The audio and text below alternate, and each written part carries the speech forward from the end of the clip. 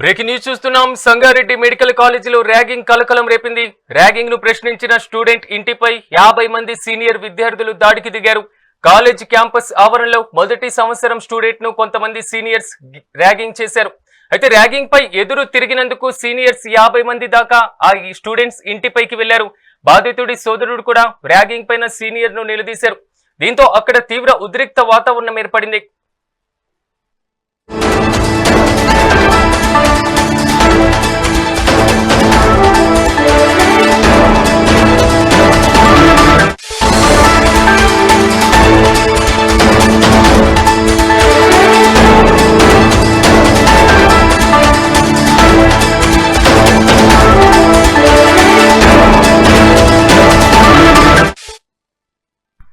Sangareddy medical కాలేజీలో ragging కలకలం రేపింది.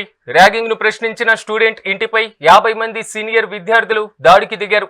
కాలేజీ క్యాంపస్ ఆవరణలో మొదటి సంవత్సరం స్టూడెంట్ ను కొంతమంది సీనియర్స్ ర్యాగింగ్ చేశారు. ర్యాగింగ్ పై ఎదురు ప్రశ్నించినందుకు సీనియర్స్ 50 మంది దాకా ఆ స్టూడెంట్స్ ఇంటిపైకి వెళ్లారు. బాధితుడి సోదరుడు కూడా ర్యాగింగ్ పైన సీనియర్స్ ను నిలదీశాడు. దీంతో అక్కడ తీవ్ర ఉద్రిక్త పరిస్థితి ఏర్పడింది.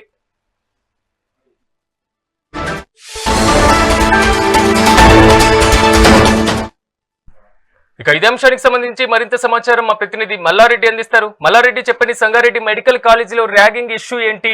ఇంటిపైకి వెళ్లినటువంటి 50 మంది విద్యార్థుల మీద చర్యలు తీసుకున్నారా? పూర్తి అప్డేట్స్ ఏంటి?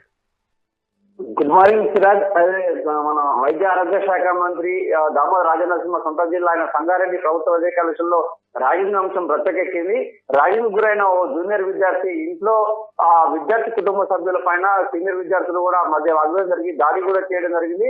ఈ తోపులాటలో జూనియర్ విద్యార్థికి సంబంధించిన తండ్రికి స్వల్ప గాయాలయ్యాయి. మొత్తానికి చూసినటువంటి వైద్య కళాశాలలో జూనియర్ విద్యార్థిని సీనియర్ విద్యార్థులు ర్యాగింగ్ చేయడంతో ర్యాగింగ్ లో భాగంగా పారిశుద్ధ్యం ఇస్తారని చెప్పేసి తన కుటుంబ సభ్యులకు తెలియజేయడంతో అతనికి సంబంధించిన సోదరుడు ఆ జూనియర్ విద్యార్థికి సంబంధించిన సోదరుడు సీనియర్ విద్యార్థులు నిలదీసి అడగడంతో వాళ్ళ ఇంటిపైకి దాడి రావడం జరిగింది. దాడి చేస్తున్న సమయంలోనే తోపులాట జరగడంతో ఏదైతే జూనియర్ విద్యార్థి తండ్రికి స్వల్ప గాయాలు కావడంతో అక్కడికి సమాచారం అందుకున్న పోలీసులు వాళ్ళ ఇంటికి చేరుకోవడం జరిగింది. ఆ సమయంలోనే విద్యార్థుల సీనియర్ విద్యార్థులు అంతటా కూడా ఎవరంతటా వారు కూడా వెళ్ళిపోవడంతో ఇద్దరు విద్యార్థులను అదుపులోకి కూడా తీసుకోవడం జరిగింది. సిరాజ్, మొత్తానికి చూసినట్టుంటే ఈ సీనియర్లు ఏదైతే వైద్య వృత్తిలో కలంకం తెచ్చే విధంగా జూనియర్ విద్యార్థికి సంబంధించిన ఇంటిపై కుటుంబ సభ్యులు దాడులు చేయడం ఆవశ్యకత చెప్పేసి కూడా ఆరోపిస్తున్న పరిస్థితి కనబడుతుంది. సిరాజ్, దీని మీద కాలేజ్ యాజమాన్యం ఏమైనా స్పందించిందా?